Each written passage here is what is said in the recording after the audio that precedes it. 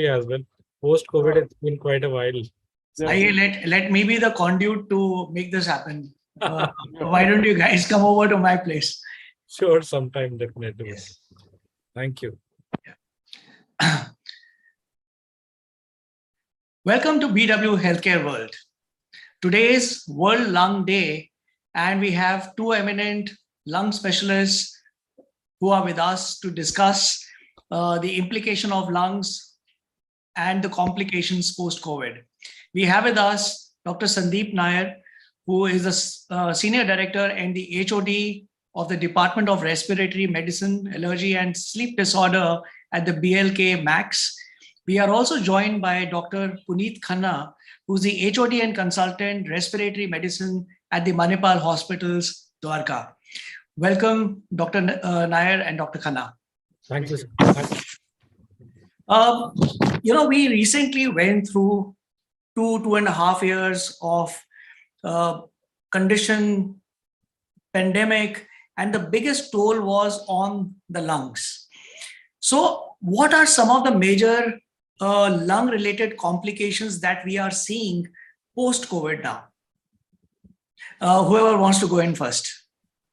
So if Puneet allows me, let me... Yes, always. So of course, unfortunately, it has been a long COVID. It has been quite some time. When this pandemic came, no one thought that it is going to last for so long. In fact, we are seeing even sporadic case now also of COVID. And now, unfortunately, we are seeing even the after effects of COVID.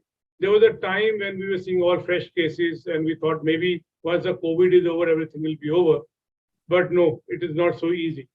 If I say what all it happened right from beginning, of course, apart from lethargy, weakness, and all these things, if I'm pertaining to lungs, all type of changes have been seen to lung. Maybe it's a small acute bronchitis to even a fibrotic, and sometimes, unfortunately, we even lost few patients because of that. COVID, because of extensive fibrosis, hypoxia, and who will forget the Delta wave, which taken a toll of out of each and every, I'll say, almost every family has been affected or hit by it. So the plain, simple, you can see a ground glass haze, which we can say a bronchitis to bronchiolitis to fibrosis, even cavitation, even pneumothorax, that is air out the lung, everything we have seen it. And the fibrosis, which has been really taking toll of most of the patients, even now. Most of the fibrosis was reversible. I'm not saying all fibrosis has taken till now. Much of the fibrosis was reversible, but somehow it is still persisting in many patients. And they're still coming to us with hypoxia, that is low oxygen when they're coming to us, and lethargy and problems.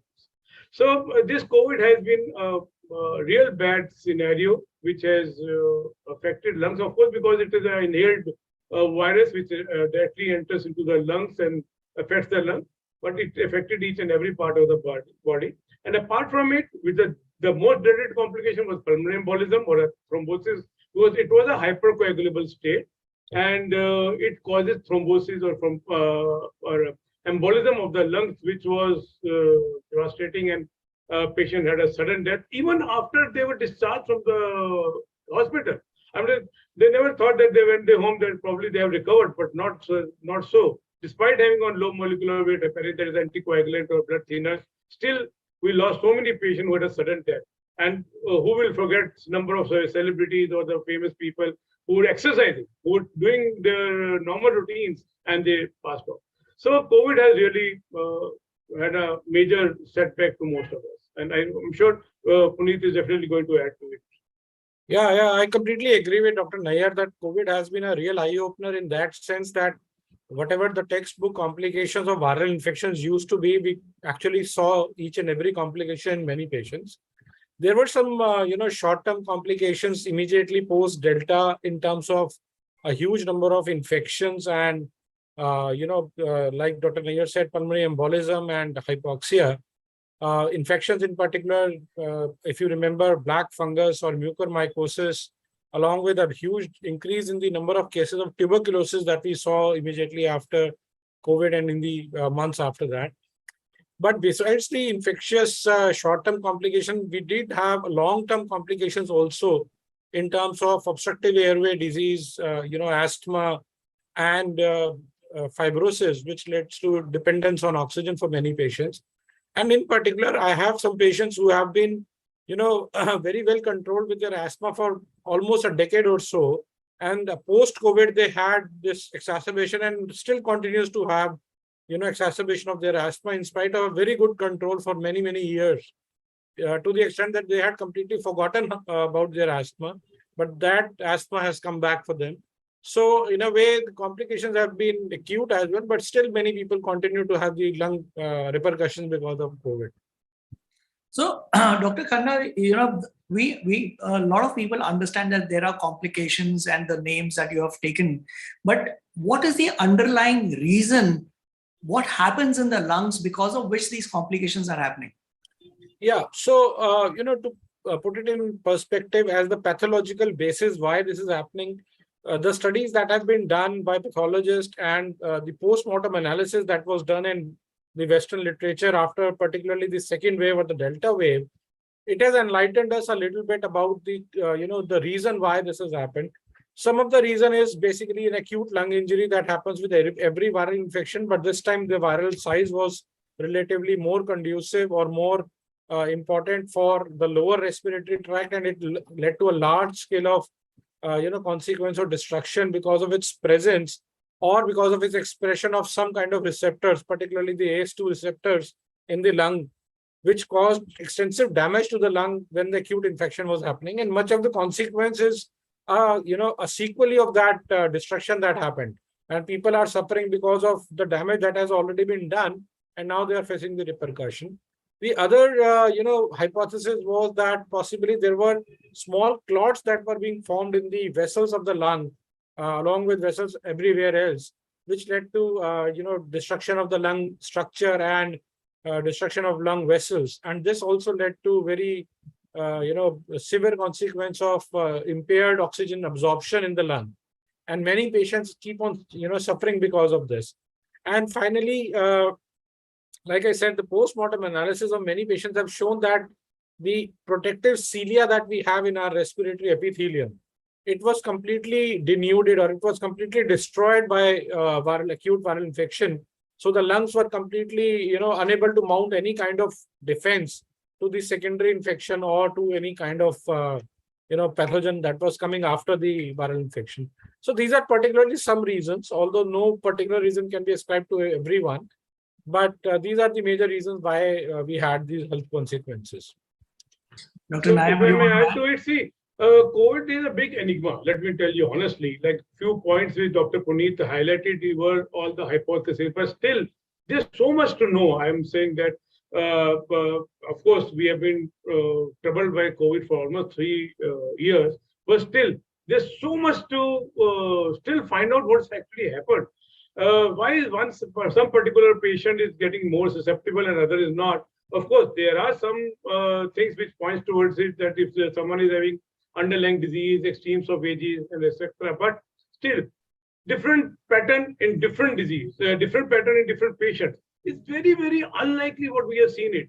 I mean, the same virus is causing tachycardia or high heart rate in one patient and a bradycardia or a low heart rate in another patient. Same virus. Normally, any virus or any bacteria comes to us, it will normally cause the same pattern, not opposite. Similarly, it causes constipation in one and diarrhea in another, fibrosis in one and emphysema in another. So I will say something which is we really have to learn about this virus. It has really taken us a big surprise because behaving entirely different in different patients. We have had some post-mortem studies, we've had some studies, epidemiological studies, but still, I think still we cannot say, yes, we know the COVID. It's still a big enigma for all of us. I kind of agree with you that there's a lot of work that needs to happen post-COVID now to understand and prepare ourselves for the future. I mean, it's only when we know what caused it would we be able to intelligently figure out the course of action in the future. Dr. Nair, what I want to really ask you is you use the word tachycardia, etc. So what actually happened during COVID when you had the lungs and the respiratory issues? What created this impact on the heart? So again, like I said, there are many theories to it. Now, of course, tachycardia will be anyway when you have a hypoxia, like low oxygen. If anyone is not having enough oxygen, his heart will also start pumping more because they want to do it. Apart from that, there's been many physiological changes which has occurred.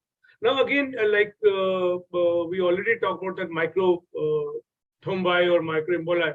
Now that again is causing high heart rate. If anyone having embolism will have a tachycardia or a high heart rate when they present to you. They will have a hypoxia, tachypnea. All these things will be there accompanied by it.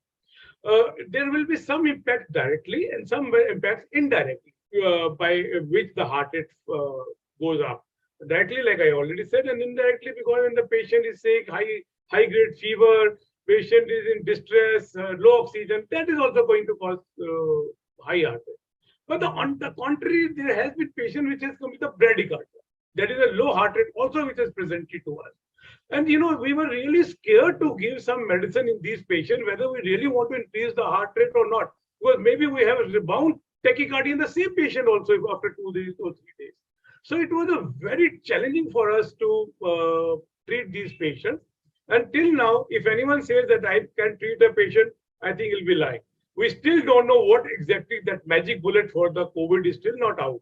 There'll be many things which has come with us. And we started with whatever medication, like hydroxychloroquine or the anti-HIV medication, which is no longer used. And now the medicine which we are now giving, that basically the things are, again, we don't know, in future we might be changing it a lot. And because this virus is mutating also now, then we had a good combination of antibody cocktail for Delta virus, but Omicron doesn't behave with it. So you have to change it to another medication. So the virus is smarter than us. We must admit it is smarter than us. And by the time we make any medication, it starts changing.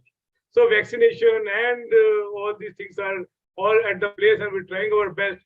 But I don't know, first dose, second dose, third dose, fourth dose, and how many doses. Or maybe it will be like a flu virus, which we take a shot every year.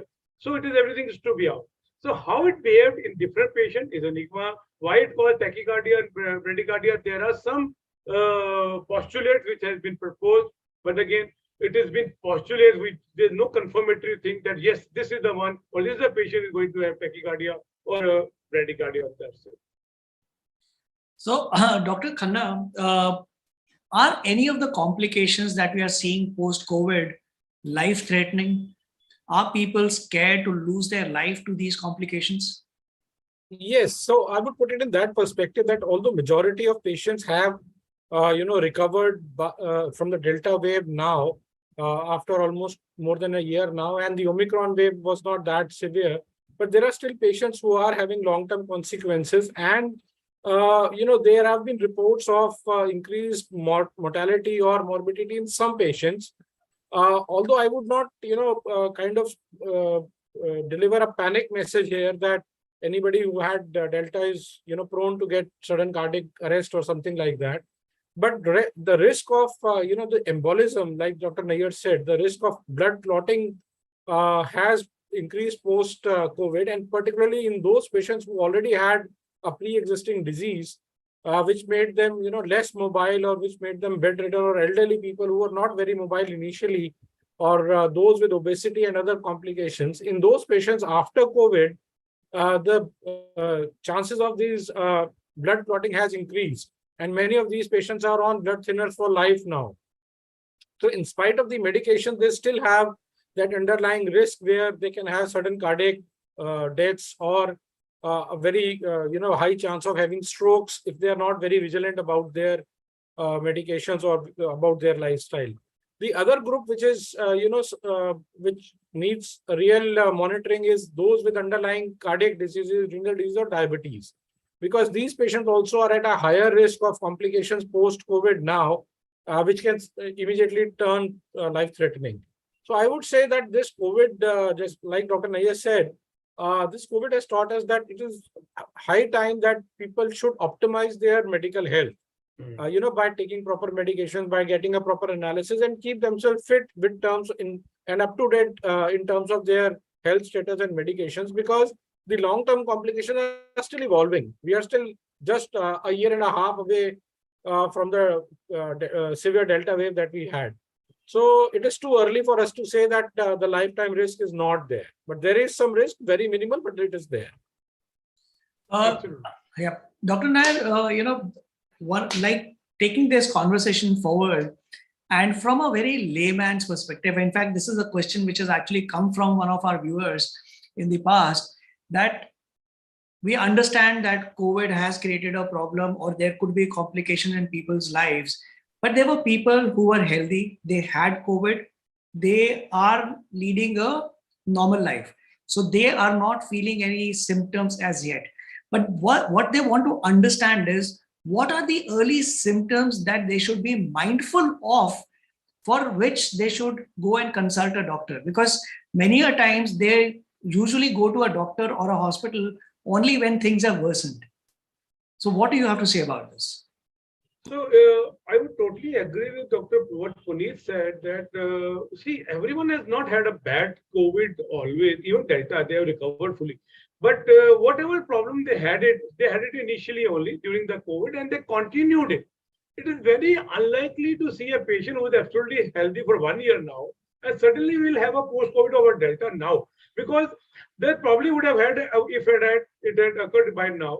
But at the same time, a very important point what Dr. Puneet said, that we must take care of our health properly, especially those people who are elderly people. Go for a health checkup routinely. Who would have gone to a routine health checkup before this COVID? Very few. Only some of us who are working in a company or a hospital, or some people who are really health conscious. Most of them would go to the hospital only when they unfortunately they fall sick or they have some problems. So a routine health checkup was almost, not, you can say, is going on their own. It was only if it was a part of the company medical checkup or a medical checkup for any job they were going in. So now people are going in and they are taking that, health packages and just want to be sure about it. My request to everyone, especially above 50 years or 55 years, whatever you may take an age limit, you go for a once a year health checkup, get your routine body checkup, and even if you don't have COVID, forget about the COVID. There are many other worse things also which has affected us or which are affecting us. Go for a health checkup, and just in the slightest of the symptom, don't hesitate to see a doctor. With due respect to most of us, they don't mind spending 3, 4, 5,000 rupees a dinner. But going for a doctor who are paying a visit of 500,000 rupees, they will think twice. Yaar, abhi hua kuch zyada nahi. Abhi I'm okay. All these things should now we are becoming more health conscious. So Dr. Puneet's point, I was very impressed by the point which I was also about to say, that health consciousness has become more efficient after this COVID. Now, before COVID, people were not really, worried about their health. Now, even the government, I believe, to some extent, even at a personal level, people are becoming a bit of health conscious. And unfortunately, if they had something problem in the family, they are even more health conscious. And the slightest of the symptom, they will rush to the doctor. So, if the patient has recovered fully from that Delta wave, and it's almost a year now, it's very unlikely they're going to have a post-COVID sequelae now. Normally, it persists. It keeps on going from that year. If my patient who has been coming to us after COVID, they have been coming to us almost every month since COVID. The symptoms are still there. And like Puneet rightly said, many of the patients have become an asthmatic, or they had an asthma tendency which has been unmasked, and they are on inhalers and the tablet for quite some time. And they were never an asthmatic or documented asthmatic before COVID. Of course, there were few asthmatic which has become worse now, but many of the people have become. So there is a bronchial hyperreactivity or some changes which has gone into the lungs. So can we say, pandemic has also changed the mindset. People are a little more cautious about their immune systems, or maintaining their preventive, care. So that is one good thing that has emerged out of this pandemic. But one of the things I know, a part of it you have covered in the first question itself, but what is the long-term effect on the lungs for every COVID patient? Have you found some commonality across all people who had COVID, which is feared, where there's a fear of a long-term impact in the future? Yeah. So, the thing is that the long-term effects are still evolving, and I would say that it's too early to say that there will be a long-term, permanent sequelae to the patients who had COVID. But our practices have also changed. Prior to this COVID, we were also not, inquiring very deeply into the lung health of everyone who was coming to us for any other ailment also. And in fact, now the mindset for doctors have also changed, and as well as for the physicians. On routine visits, I normally ask all my patients who are coming whether they had COVID or not. I inculcate one point that your blood pressure, your blood sugar levels, sometimes your thyroid levels, and your vital parameters. But how many of us know how much air we can breathe in and we can breathe out, and how much peak expiratory flow rate, which is the measure of this amount, we know about? And this I have tried to tell many patients that those who had suffered from COVID, we still don't know what is the cause of their fatigue, what is the cause of their decreased exercise capacity and lethargy that is there, or body aches that is there. That could all be because of lack of oxygen. So I have tried to, inculcate that practice that you should go for your lung function testing at least 6 monthly, so that we know that what has happened to your lung, and we can follow it, over the period, over the years. And more importantly, we can correct it before it goes out of hand. So there were patients who were absolutely hale and hearty and had COVID and did not suffer from major consequence. In fact, I am now seeing many patients who are coming with some other ailment, and when we do their X-rays or their CTs, they show scars of or fibrosis that had happened, but during the COVID time, but they never got investigated at that time, probably because of too much rush in the hospital, or they did not have those severe symptoms which required hospitalization. So they kind of ignored it. But after 1 year, when we see their lungs, there are some scars there. And if we do their lung function, we find that they had a decrease in their oxygen absorption capacity or diffusion capacity, which we say, or their flow rate. So what I've tried to inculcate in my patients in my practice is that I'm telling them that you need to follow, whether you had a severe COVID or a mild COVID or a moderate COVID, you need to have that habit that 6 monthly or yearly at least, you should get your entire body systems checked, at least at the baseline level, including the lungs, so that we can monitor if there are early signs of any long-term sequelae that are creeping in, in patients who had COVID. Dr. Nair, would you want to add something to this? So absolutely, Dr. Pradeep is spot on, because we must take care of our health now, because we have been listening to since childhood, health is wealth, but who was believing in it? No one. And now, of course, people are becoming health conscious. And I must say that unfortunately, COVID happened, but fortunately, the change has happened now. People are becoming more health conscious. How many percentage had even a TPA or a medical insurance before that? In India, in West, everything is health insured. But how many were really insured?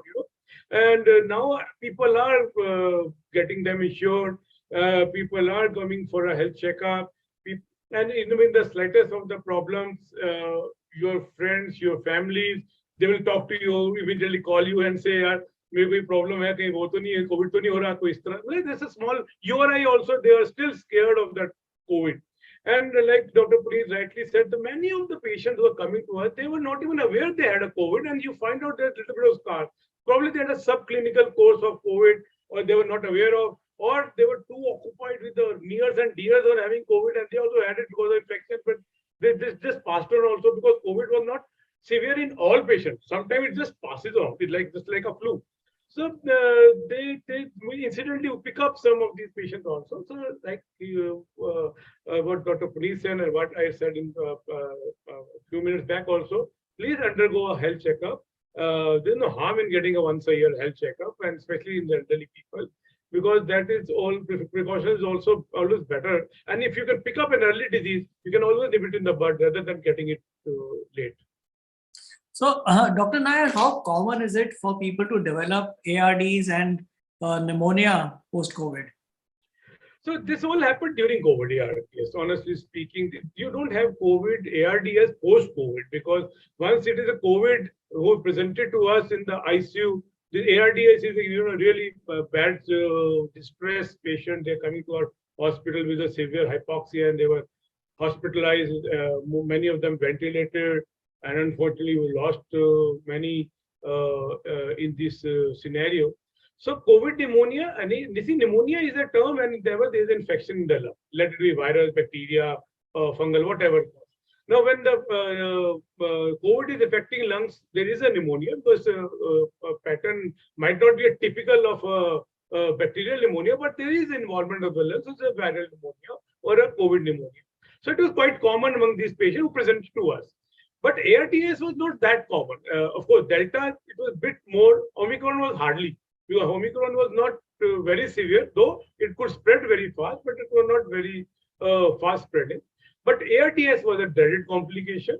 And believe me, if the patient gone on a ventilator of the COVID ARDS, the mortality was very high on these patients, unfortunately, because they were not responding to your standard care, and you have to be very careful. So ARDS was only those patients who were admitted in ICU, but not very common. Most of the patients they do it without ARDS. Maybe pneumonia was of course there. And now post-COVID, you don't have a ARDS, you have a fibrosis now because of the COVID and the ARDS during active COVID. And now you may have fibrosis in the post-COVID syndrome. But those who survived ARDS, they have few changes in the lung, but it's not post-COVID which develops in these patients. Puneet, if you would. No, yeah, I agree. You see, ARDS and pneumonia were actually the severest form of COVID that we could see, particularly in Delta wave, and in Omicron, it was much less. But there is a lesson in that, prior to this, ARDS used to be kind of a terminal disease, which with a very heavy mortality. But because of the widespread, affection that this Delta wave had, and many hospitals are now equipped and more knowledgeable about managing ARDS. And doctors have got tremendous experience now. And, now there are better ventilatory strategies also, and better experience among the healthcare personnel to manage this complication. And people are also more aware, about these dreaded complications. And that's the reason why they, because of these complications itself, people have become more health conscious, and they are taking their hygiene, social distancing measures and other things quite seriously, because these are difficult forms or the severest form of COVID. So I agree with Dr. Nair. Yes, ARDS, although it's not very common now, but still it is something which we should always be watching for. Dr. Khanna, besides COVID, what are the usual common causes of lung complications? Well, lung injuries can happen because of many ways, and the end result could be an injury to the lung in the form of fibrosis or, a terminal disease like cancer. Broadly speaking, if I, for a layman, if I just want to explain that any kind of insult to the lung, whether it is endogenous or from your diet or from your immunity perspective, that is going to cause, or if it is from external, like smoking, like pollution, and, like lack of social distancing, or living in an area where lots of people are having infectious diseases or infections like tuberculosis. So all these, factors can lead to various kind of lung ailments, lung injuries. And it's very important that many of these diseases are actually self-inflicted. Like smoking is a self-inflicted injury that a person can cause, because not only the person who's a smoker is going to cause damage to the lungs, but the people around him who are inhaling that passive smoke from the burning end of the cigarette or the bidi or whatever they're smoking, they are also going to have equally dangerous consequences in their lung. So these are self-inflicting, suicidal kind of things that people do for their lung health. And besides that, pollution is another major contributor. If we are living in a society which is not following the proper norms and is ignorant about the harmful effect of the vehicular pollution or industrial pollution, and are not taking measures like wearing a mask or taking certain precautions, then there are bound to be consequences to the lung.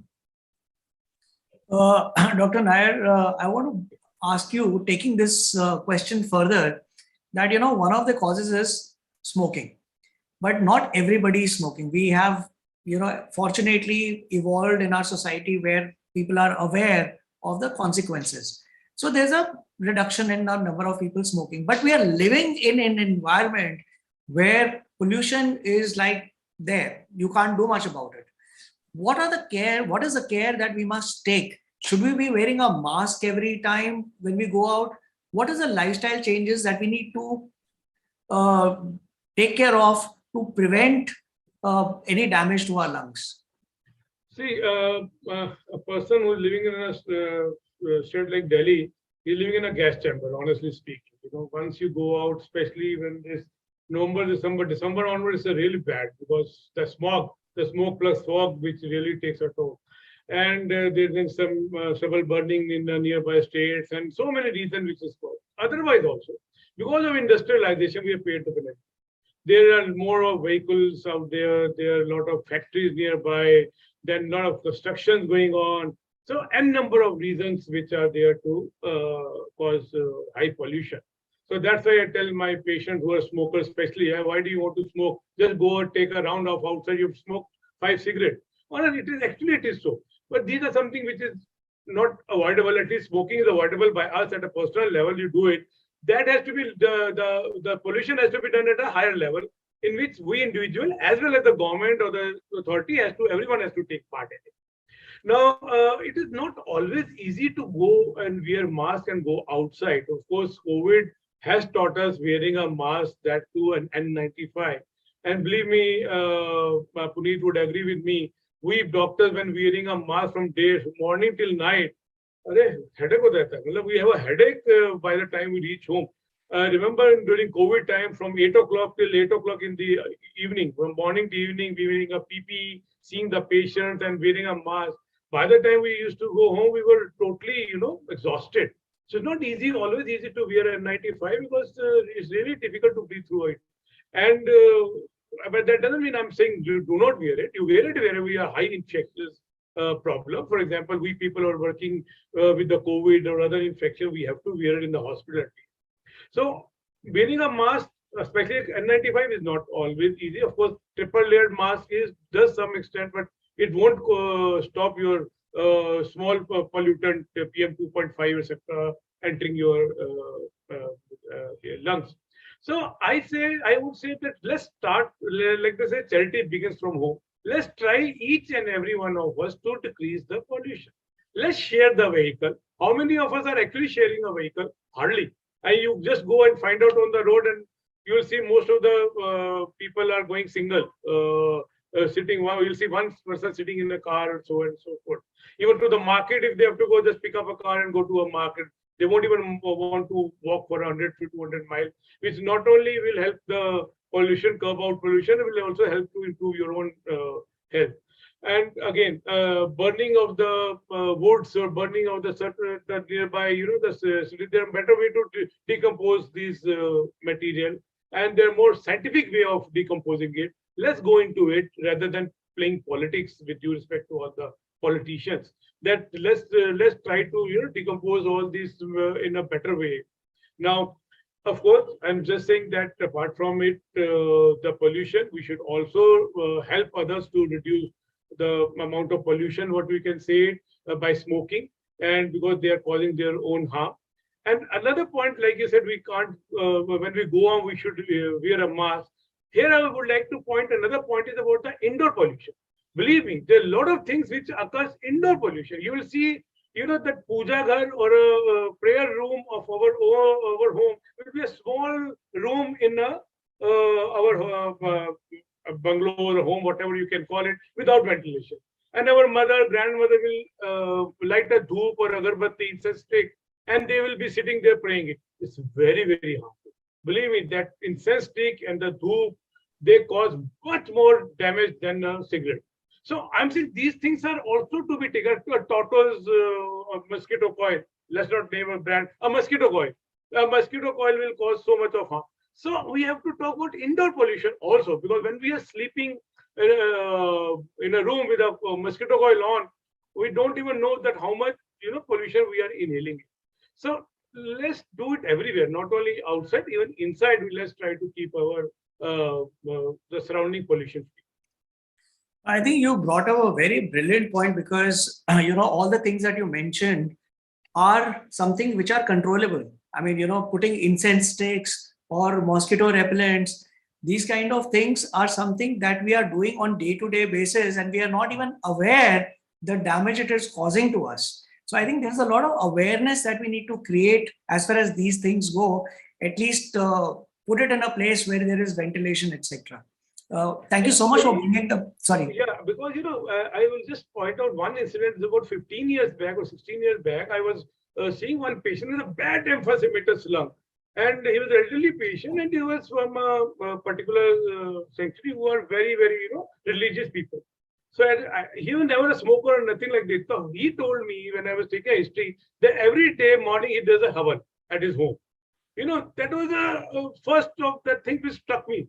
That how can havan be so? He said there was a time when we were doing in the open areas, but now the bungalows have been shifted, have been transformed into small, flats. So he's doing it in a small room. Still, he has to do a havan. Now, of course, there many things has come without smoke. The havans or original samagri has come like that. But this huge smoke we used to come. Yeah, I just can't forget that patient. He was typical emphysematous chest, which you see a normal smoker. I mean, he said that I havan karta hu every day, and there are people who do havan every day. I think you would agree with me. So I now am relating that then I related that this could be the cause of a frank COPD in this particular patient. Yeah, I just wanted to add, without taking much time, to a very important aspect of indoor pollution that Dr. Nair has discussed, and which has come, post-COVID also in a very big way, is the, the kind of the allergic reactions that we are seeing because of, pigeons and birds, which are, or pets, because these lockdowns have, forced people inside, and they are spending huge hours inside, and their shafts are always dirty, littered with pigeon droppings and all. This leads to a very dangerous disease called hypersensitivity pneumonitis, and we have seen a huge upsurge in lung infections and lung fibrosis because of this aspect. This is also one very important aspect of indoor pollution, and particularly after the people have been inside for a long time and they have been exposed to these allergens. It has led to a large number of people coming now after this COVID epidemic and post lockdown with damaged lungs because of the pollution that has been caused by closed non-ventilated rooms or shafts or balconies, particularly in high-rise societies. The area where I practice in Dwarka, there are a large number of group housing societies where shafts are never cleaned for many, many years. For almost 15, 20 years, the shafts have not been cleaned. The sewage has not been cleaned, and years of dirt and droppings have accumulated there, and people are getting exposed to all these droppings and developing very severe disease and consequences. These are all under indoor pollution. They also, the removal of this or, avoiding this also goes a very long way in improving your lung health. Brilliant. I think, we have started receiving questions live. So I'll take up a few questions before I come to my next this thing. There is somebody who's asking, Nitish Mala, are there any exercises that can be done to boost lung health and to curb post-COVID effects? I would go beyond that. I mean, it is not just post-COVID, but otherwise also, what are the exercises we should do to maintain a healthy lung? Yeah, so I'll take this question and then Dr. Nair can add subsequently. Any kind of exercise is good for lung, because a sedentary lifestyle is something which promotes bad lung. So any kind of exercise, even if it means 20 minutes, 30 minutes of normal walk in your outside environment, or a slight jog or an aerobic exercise, can improve your lung. But specifically coming to lung, there are lots of exercises in our ancient literature in yoga, where you can do these deep breathing exercises, pranayam, kapalbhati and all that. They're all going to work and improve your lung health. So definitely exercise play a huge role in controlling your weight, in improving your muscle strength, and also improving the gas exchange that happened in your lung. Besides having a good nutritious diet, which is low on carbohydrates and low on spices and low on harmful oils and fats, and more on minerals and nutrients. So all these, a healthy lifestyle with a good amount of at least 30 minutes of walking or a brisk walking or an aerobic exercise go a long way in improving the lung health, even in those patients who have suffered from COVID. I think Dr. Nair can also add in this. Yeah, absolutely. I agree with Dr. Pradeep that any exercise is good for your body, including your health. The health lungs are also part of the your body. And of course, I have a very firm belief on yoga, so honestly speaking, because now fortunately our Prime Minister is supporting it and promoting it so much. And our ancestors were doing it since ages. And if you do it in the right way, with a good understanding by a yoga teacher, this Alom Vilom, Kapal Bharti, they have some scientific basis. And I've seen my patients who've been doing yoga in a proper way, have they improved their lung function. So yoga or any exercise for that matter, if done in a proper way, but it can be harmful if you do try to overdo, you try to, take into wrong ways. What I'm saying is that I've seen patients going to gyms and etc., and they start taking wrong proteins, which are the big, they will get a box of it, and these are all steroid and the mix of it, and they end up with us either with a liver failure or a kidney failure because they take too much of it. So a scientific way of taking protein, you take a natural protein or whatever you may call it. And because younger population, I am seeing two problems with them. One is these proteins, and the other is a hookah bar. You have seen the side, they've opened up so much of hookah bar or a flavored bar. So through your media, I must tell them these are all harmful. Don't be fooled by saying this is just a flavor. It is not a smoking. It is as bad or even worse than that. How we will say worse than that is because you are smoking in a group whenever there's no end to it. They keep on smoking. And from one person, they'll be handing out to other person and third person. So not only they're smoking hookah, they're also sharing the same mouthpiece and transmitting all type of communicable disease. The two things are really spoiling our younger population, which I'm really perturbed because these are avoidable things. One is false proteins or false whatever you're taking from the so-called shops for you, and they will you see all type of muscle men's photographs and selling all those types of gimmicks, and the other is the hookah bar. So these two we should avoid it as much as possible. Rest, of course, as much as exercise as your body can easily take it, you must do it. And smoking and hookah, there are two things that it's not just the person who's consuming it, it's also for the people around. So there is a passive smoking that happens without you realizing it. So Dr. Nair, what are the 2 or 3 exercises that you recommend? You said you believe in yoga. What are there? And you said that there are breathing exercises that need to be done. Can you suggest 2 or 3 breathing exercises that people should do in their day-to-day life? So simple from inhalation and to exhalation. If you take a deep breath, hold your breath and take it out. Let's start from the basics. Let's not go into a very hi-fi and different things. These are simple. Even a person who's just breathing at a 1/10 of their breath can also do it. Try to take a deep breath. Try to hold it and take it out. So simple breath and along with one nostril and breathing. You can do it without any other instrument. You can use it. Simply think. Like Preet rightly said, brisk walk. Even a small outside go, a small park, even if you have a small park, or even at home, you can just go and do a brisk walk. It's a very good exercise. You don't need a very fancy things to really do those exercises. You may not go to gymnasium. I'm not telling you to really go to gym. See, gym is good if you really want to go and you want to make a 6 packs or 4 packs, whatever. For a health, you just need a basic exercise to keep you fit. You may not go for a 4-pack, 6-pack, 8-pack, whatever you want it. You may go outside, but a good aerobic exercise, good exercise in a controlled environment.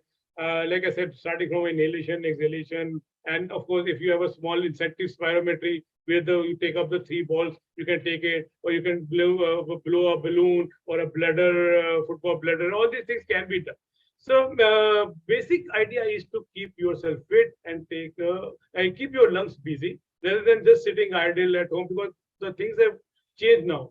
Our time was when our parents used to call us inside, please come home. You have been playing outside. Now we have to tell our children, please go out and play. You are always sitting in front of the computer or social media. So the things have become opposite, The children are hardly going outside. This social media is destroying all of them. So go out, play something and come back. Any game you play, come back, and that's enough for us. Yeah, I think Dr. Nair has added a very, very valid point. And post-COVID, actually, we have seen a huge increase in number of children getting obese, and obesity-related, disorders, including sleeping disorders and school, absenteeism, and a difficult attention span in young children, especially because they have kind of forgotten the habit of playing outside and going outside because of the lockdown and the pandemic. So, like I said, any exercise, in an early age and in childhood and in adulthood, which includes even 30 minutes of playing with your friends, with running, goes a long way in improving the lung health, and it has got a beneficial effect lasting for many years. So I think the very healthy lifestyle with good breathing exercises and exercises goes a long way. There's no doubt about it. No, I think you brought up a very important point that instead of focusing on the long-term effects of COVID and etc., you should focus on what is it that you can do with your body so that you can have a long-term healthier life. Exactly. Yeah. So, Dr. Khanna, I want to ask you one more thing. In fact, there's a question which has come from Surbi that can circulation through a ventilator spread the infection through the body? Well, yes. If I understand the question correctly, it just means that whether the use of ventilators in the hospitals or the shared ventilators can prevent infection, can cause infection. Well, there is robust data on that. Hospital-acquired infections can spread through devices, but usually the measures are taken in almost all setups where you have single-use filters and you have adequate infection control practices in place where the equipment is sterilized in a proper scientific way, and the risk of infection is almost minimal if you get transmission.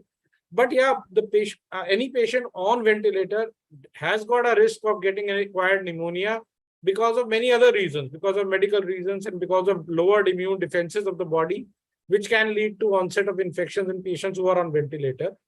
A very important point here is that now lots of people are using oxygen concentrators and devices at home also, including nebulizers, and it is very important for them to clean them regularly and also their tubings, because many a times I've seen that people who are coming to us with nebulizers and the machines that have not been cleaned for many months. These are again source of infection, and any kind of medical equipment, long term in particular, that you use at home needs to be sterilized and cleaned properly as per the instructions. Dr. Nair, I have a very question related to the profession. We are finding that there are less number of pulmonologists and specialists in this particular area. What are we doing about this? I mean, do you think that the education system needs to change so that we have enough doctors? I mean, I've seen during the COVID, we didn't have, forget about pulmonology, we didn't have enough doctors. So pulmonologists so और भी कम थे. So what do you think needs to be done? So there has been a change now, honestly speaking, because now the number of medical colleges have increased in past. I was just going through just a few days back that from 80,000 undergraduate seats, it has become now 90,000, 10,000 seats have increased in the recent UG examination. So there has been an increase in this thing. More and more medical colleges are opening now. Within NCR, we have seen 4 or 5 medical colleges opening. They have been granted permission, but still the ratio is very horribly less. When you go from a doctor to the population ratio, in India it is much less if you compare to the West world. At the same time,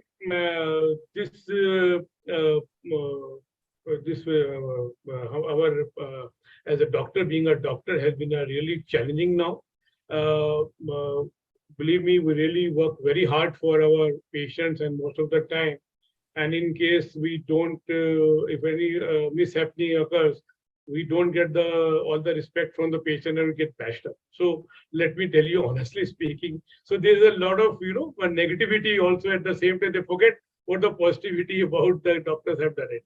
Now, honestly speaking, from my side, when we work for when the COVID was there, let me tell you, for 3 years I did not take a single leave. Believe me.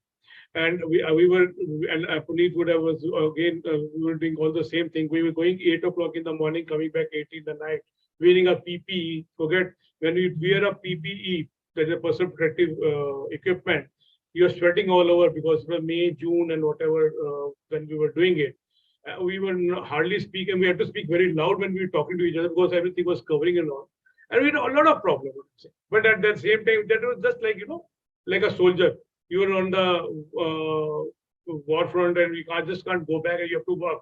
And we were even, with all the respect to soldiers, we even go a step ahead that we might be carrying the infection at home also. And let me tell you my personal experience that for 2 years I did not go to my parents' room because we were staying in the same premises, but I was fearing that I don't know what I will be carrying it on. So I was entering from a back door, going to having a good scrub, going to my room. I will talk to my parents from the far off, wish them that's it. I was not going to, because initial scare was so much of the COVID. Now, of course, we are getting more clearer about the picture. Initially, though, it was there that if any elderly people get it, they're going to get bad disease.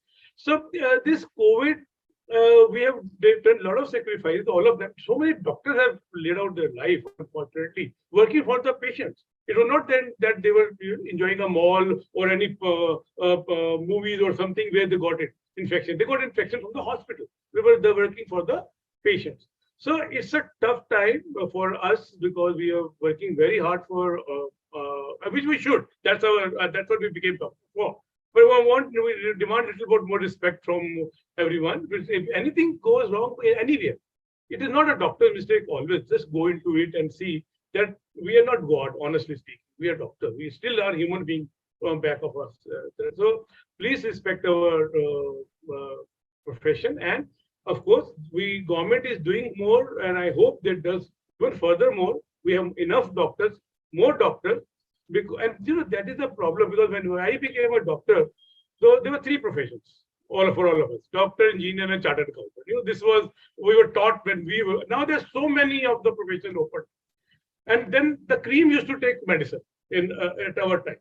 Now the cream is not taking medicine; they are taking something else because they know that doctors say they will be earning much more, and this is a much more comfortable white collar job. Who would like to go and work in the villages or places in the wards where so much of infection is there? So this mindset is little bit changed now. At our time, we were that yes, hum to yahi karna, doctor hi banna hai, because it's such a good profession. Believe it still is. It is still one of the best profession, and we must respect it. No, absolutely. I mean, there is no denying that. I don't agree with you when you say that you're not gods. I think you are next to gods only, because you're the people who have the power to save life, which is as good as giving life to someone. Dr. Khanna, Dr. Nair brought up a very important aspect. The doctors during the time of pandemic were in the middle, thick and thin of what was happening. And the fear was not just about the losing life of the patient, but there was a fear of your own life.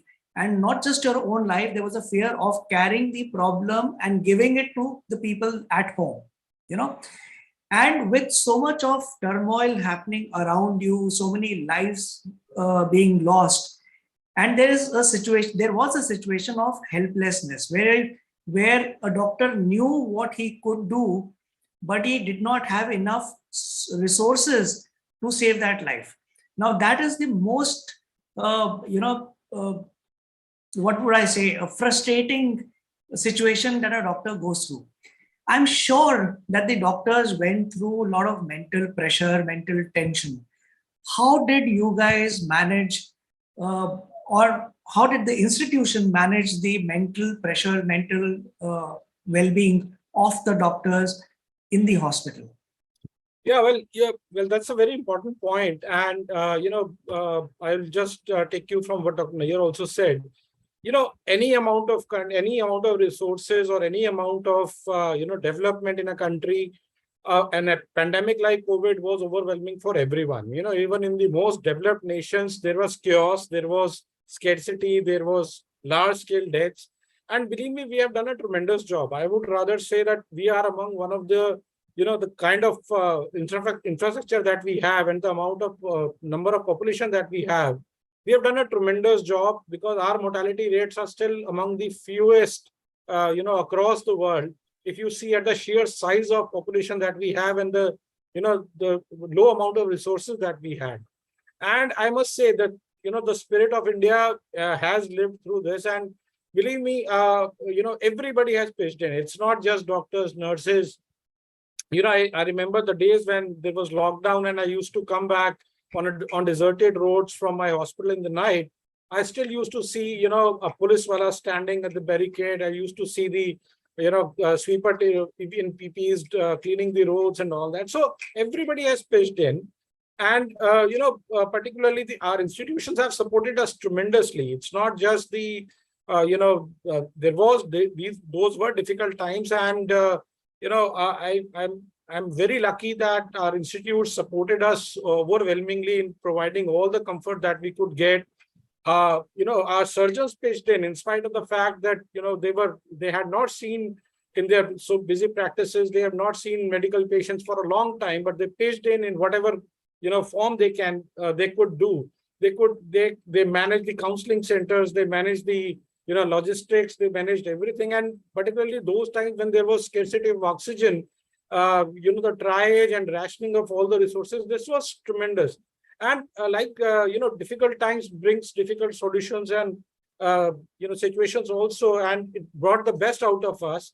And I would say that it has been a big learning lesson. And the government has also now pitched in. It's not easy to imagine the kind of setup or the, being a developing country, we could install a large number of, beds and care centers in such a short time. And except for the Delta wave, which was really overwhelming, the other waves have been managed very well, successfully, with very few mortalities. So I would say, it has helped. And, the biggest support was with family and your friends. And, everybody thought that we are in this together. And everybody pitched in. I remember, when we were doing very long duties, so sometimes we used to take turns to bring food for each other, and sometimes nurses were bringing some, food for us, and sometimes the food was being provided round the clock by our management and hospital. So this was something which was very good. And, hopefully these were difficult times for everyone. There was despair also of losing in spite of your best efforts. There was despair that you could not promise beds to people who you have been treating, for many, many years, for maybe more than a decade. And in their worst times, you were just, offering advice at the time of at this crisis only on phone or through video counseling. You could not see them in person. But I think these difficult times, it was big support from everyone, from the society also, and also from, the colleagues and your family members. And, we could pass these tough times very easily. Lovely, lovely. Sir, Dr. Nair, you want to add something? Yeah, so I totally agree with Dr. Puneet, and the Delta wave was definitely bad, because I remember the saying was that Asli Rais, the real rich man, is one who can get a bed in that time. Of course, there was no bed, no oxygen at that time. Fortunately, our hospital never ran short of bed, but that led to a lot of good things in the future. We have now an oxygen a plant at our hospital now, so we can manufacture oxygen and give it out. So what I'm saying, that it's a learning curve, and like Dr. Puneet rightly said, look at the things what happened in the Europe itself.